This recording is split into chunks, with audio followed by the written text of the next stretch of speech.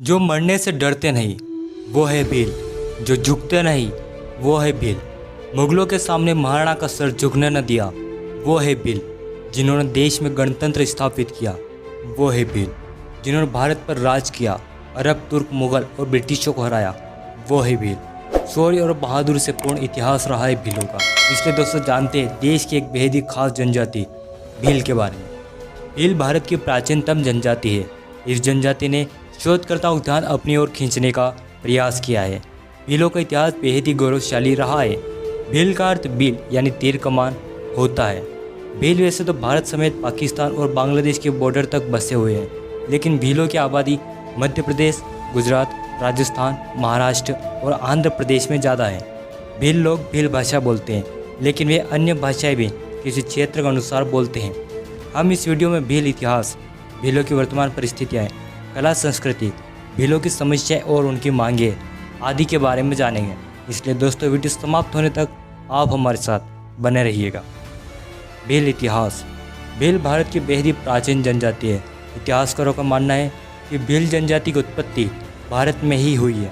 प्राचीन समय में भील अन्य जनजातियों की तरह कबीले में ना रहकर स्वतंत्र रूप से एक शासक के रूप में देश के कई क्षेत्रों पर शासन किया।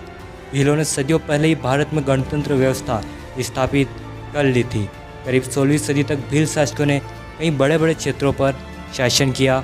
राजमहल, किले, मंदिर आदि के निर्माण कराने के साथ साथ विकास कार्य किया। भारतीय पौराणिक ग्रंथ। भारतीय पौराणिक ग्रंथों में भीलों का भारी उल्लेख मिलता है। इस तरह से अंदाजा लगाया जा सकता है कि प्राचीन समय में भील देश में एक महाशक्ति के रूप में विद्यमान थे। रावण में मां शबरी द्वारा भगवान राम को बेर खिलाना, गुहराज का वर्णन, भारत में एकलव्य, किरात अर्जुन, मुख्य भील आदि का वर्णन, इसी तरह से अन्य कई ग्रंथों में भील शासकों का वर्णन मिलता है। करीब 14 ईसा पूर्व में भील शासकों का शासन गुजरात के द्वारका में था। राजा धन्ना भील मालवा में बेहद ही शक्तिशाली शासक हुए, जिनका नाम राजा धन्ना भील था। राजा धन्ना भील 850 ईसा पूर्व में मालवा साम्राज्य की गद्दी पर बैठे। वह एक संवेदनशील, कुशल एवं शक्तिशाली राजा थे। इन्हीं के वंश में जन्मे एक भील राजा ने 730 ईसा पूर्व के दौरान दिल्ली के सम्राट को चुनौती दी। कहते हैं कि राजा धन्ना भील के उत्तराधिकारी बेहद ही शक्तिशाली और पराक्रमी थे। इनके वंश ने लगातार 387 वर्षों तक मालवा साम्राज्य पर राज किया। मालवा पर भील राजाओं ने ही नहीं बल्कि भील रानी ने और उनके वंशजों ने 287 वर्षों तक शासन किया। इस तरह ज्ञात आंकड़ों के मुताबिक मालवा साम्राज्य पर 674 वर्षों तक भील शासकों का शासन रहा। सम्राट चंद्रगुप्त मौर्य। ग्रंथों में लिखा गया है कि चंद्रगुप्त मौर्य एक असाधारण बालक थे। प्रसिद्ध लेखक विशाखा दत्त ने चंद्रगुप्त मौर्य के बारे में लिखा कि वे मूरा भील के पुत्र थे। भील शासकों का उदाहरण राजस्थान से भी मिलता है, जहाँ प्राचीन समय में राजस्थान कई जनपदों में बटा हुआ था, जिसमें सीवी जनपद, जिसे मेवाड़ के नाम से भी जाना जाता है, यह एक जनपद था। जब सिकंदर ने मिनांडर के जरिए भारत पर हमला किया, इस दौरान सीवी जनपद का शासन भील राजाओं के हाथों में था। राजा गर्द भील। पहली शताब्दी में उज्जैन पर गर्द भील नामक राजा का शासन था। गर्द भील एक जनजाति है जो कि भील जनजाति से संबंधित है। ओडिशा राज्य के पूर्वी भाग को भील प्रदेश कहा गया, जहाँ भील राज गर्द भील अथवा भील जनजाति से संबंधित का शासन रहा था। राजा गर्द भील का शासन उज्जैन में था। राजा गर्द भील एक बहादुर और पराक्रमी राजा थे।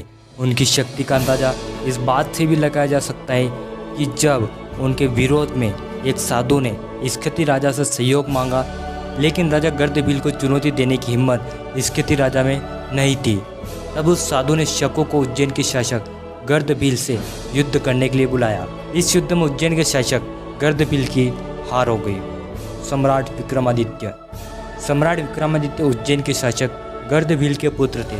जब गर्द भील शकों से युद्ध हार गए, तब उनके पुत्र विक्रमादित्य ने शकों से युद्ध किया और एक बार पुनः उज्जैन में गर्द भील साम्राज्य स्थापित हुआ और सम्राट विक्रमादित्य ने उज्जैन में शासन किया।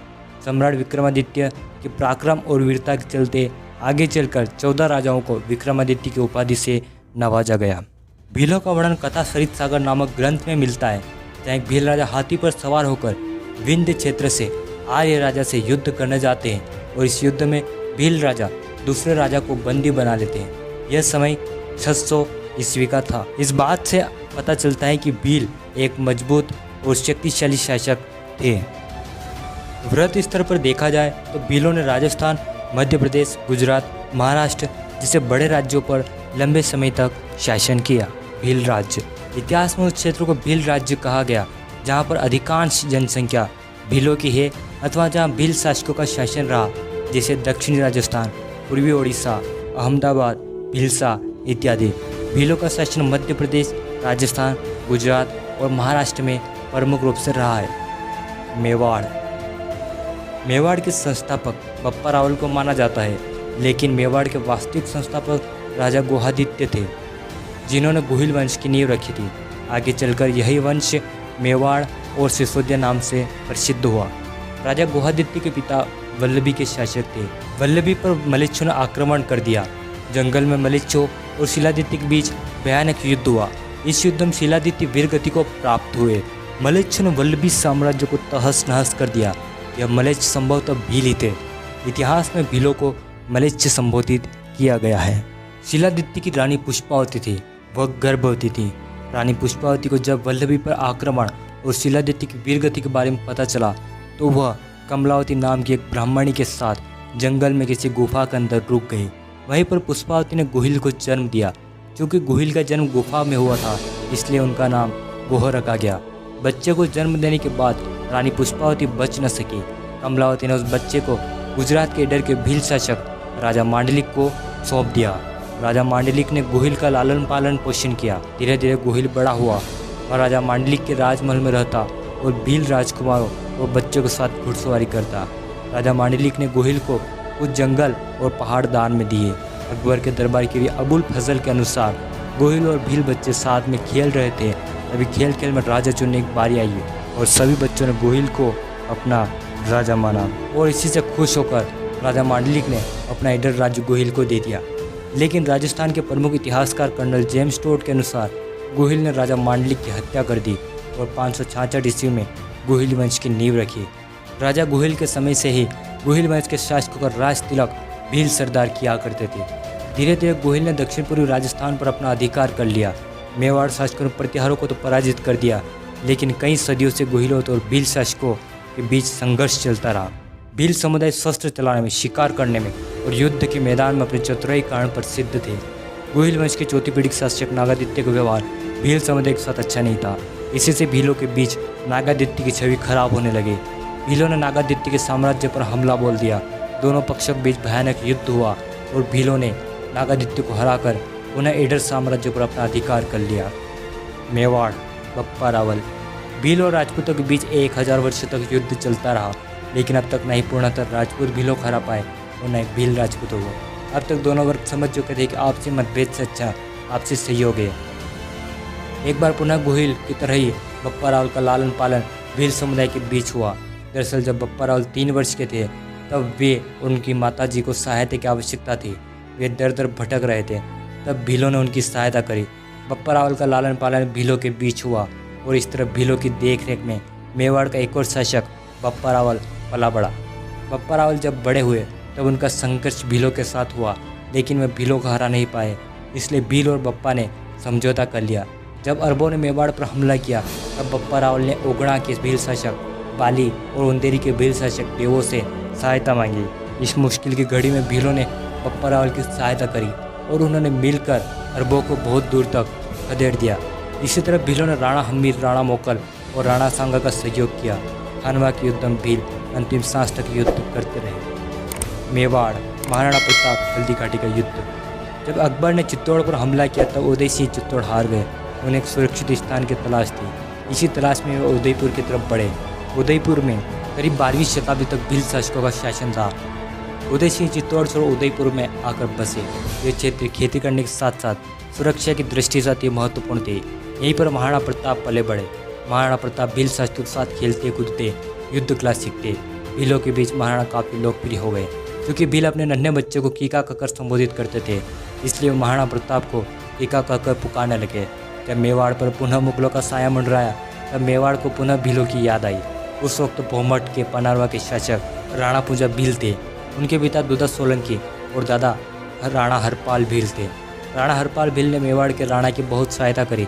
जब मेवाड़ के महाराणा की मां बीमार थी और मेवाड़ पर संकट के बादल छाए हुए थे, तब राणा हरपाल भील ने मेवाड़ के राणा की मां को अपने पेट पर लाद कर अरावली की पहाड़ी पर चढ़ गए और इस तरह राणा हरपाल भील ने मेवाड़ की राणा की माताजी को बचा लिया था। अब राणा हरपाल भील के पोते राणा पूंजा भील भोमट पनारवा के शासक थे। उनकी शक्ति का अंदाजा इस बात से भी लगाया जा सकता है कि जब मेवाड़ पर मुगलों का संकट उभरा, तब मेवाड़ के महाराणा प्रताप और मुगल शासक अकबर के संरक्षक बेरम खां दोनों ही भोमट के शासक राणा पूंजा भील के पास सहायता लेने पहुंचे। हल्दीघाटी युद्ध में राणा पूंजा भील ने महाराणा प्रताप का सहयोग किया। हल्दीघाटी युद्ध के बाद भीलों ने महाराणा प्रताप की सहायता करी। मेवाड़ और मुगल काल के दौरान भीलों को उच्च पद प्राप्त थे। उस समय भीलों को रावत, भूमिया और जागीरदार कहा जाता था। वे व्यापारी लोगों से कर वसूलते थे और गांवों की सुरक्षा करते थे। वे एक प्रकार से राज्य के रक्षक बन गए थे। मराठा शासक वीर शिवाजी के किलों की सुरक्षा का जिम्मा भीलों के हाथों में था। पानीपत के तीसरे युद्ध में इब्राहिम खां गारदी संभवतः भील थे। मराठों ने जब मेवाड़ पर आक्रमण किया, तब भील मेवाड़ के साथ खड़े थे। जब सदाशिवराव ने डूंगरपुर पर हमला किया, तब भीलों ने उसे बुरी तरह पराजित किया।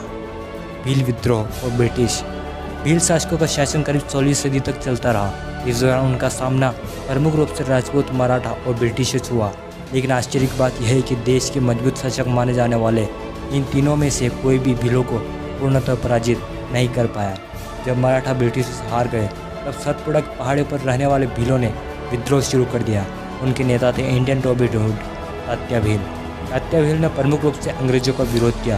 तात्या भील के अलावा भीमा नायक, खाजा नायक, दशरथ, सरदार हिया भील प्रमुख थे। मानगढ़ की पहाड़ी पर गोविंद गुरु और मोतीलाल तेजावत की अगुवाई में भील विद्रोह हुआ, जिसमें 1500 भील शहीद हुए। 1857 के आसपास भीलों ने कई विद्रोह किए। इन विद्रोह को दबाने के लिए Mewar Bhil corps, Malwa Bhil corps, Khandesh Bhil corps, Panchmahal Bhil corps जैसी सेनाएं बनाई गई। मालवा भील कोर के केवल 20 सिपाही ने अंग्रेजी सेना को एक युद्ध में खदेड़ दिया। इस तरह डांग के 5 भील राजाओं ने भी अंग्रेजों को घुटने टेकने पर मजबूर कर दिया। अंग्रेजों की बेहद कोशिशों के बाद भी वे डांग पर कब्जा नहीं जमा सके। भील संस्कृति। भीलों के पास समृद्ध और अनोखी संस्कृति है। भितरवा पेंटिंग, घूमर और गौरी आदि भीलों की पहचान है। मंदिर। नील माधव, भादवा माता, जालपा माता, शबरी माता, एकलव्य, आमजा माता और जटाऊ शिव मंदिर का इतिहास भीलों से जुड़ा रहा है। किले। भील शासकों ने अकेलगढ़, मांडलगढ़, भुराईगढ़, मनोर थाना आदि किलों का निर्माण कराया। राजा बादशाह भील का महल बांसवाड़ा में स्थित है। इसी तरह ईडन में राजा मांडलिक के राजमहल होने का उल्लेख मिलता है। हिंगलाजगढ़ में गोत्री भील की हत्या हुई, यह उल्लेख इतिहास में मिलता है। वर्तमान परिस्थिति। भील वर्तमान में कृषि पर निर्भर है। कुछ भील जंगल पर निर्भर है और अपनी पहचान बनाए हुए है। इतिहास से अब तक आते आते भीलों में कई वर्ग और उपशाखाएं बन गई है। भीलों की मांग। भील जनजाति की कई प्रकार की मांग है। प्रमुख रूप से भील देश में भील रेजिमेंट चाहते हैं। भीलों की मांग है कि उनकी एक रेजिमेंट बने जो देश की रक्षा कर सके। इस मांग को पूरा करने के लिए वे समय समय पर सरकार से गुहार लगाते हैं। दूसरी प्रमुख मांग एक भील प्रदेश बनाने की है। भील चाहते हैं कि राजस्थान, मध्य प्रदेश, गुजरात और महाराष्ट्र का भील बाहुल्य क्षेत्र को भील राज्य नामक राज्य बनाया जाए, क्योंकि आज़ादी के बाद भी भीलों का और अन्य आदिवासियों का सही से विकास नहीं हो पाया। दोस्तों, भीलों के बारे में इंटरनेट और किताबों से जो जानकारी प्राप्त हुई वह इस वीडियो में बताई गई है। उम्मीद है आपको वीडियो पसंद आया होगा। कमेंट में बताएं कि भीलों के बारे में आपकी क्या राय है। इस वीडियो को अधिक से अधिक लाइक और शेयर करें। आप हमारे चैनल पर नए हैं, इस चैनल को सब्सक्राइब कर ऑल नोटिफिकेशन चालू कर लें। आपका कीमती समय देकर ये वीडियो देखने के लिए धन्यवाद।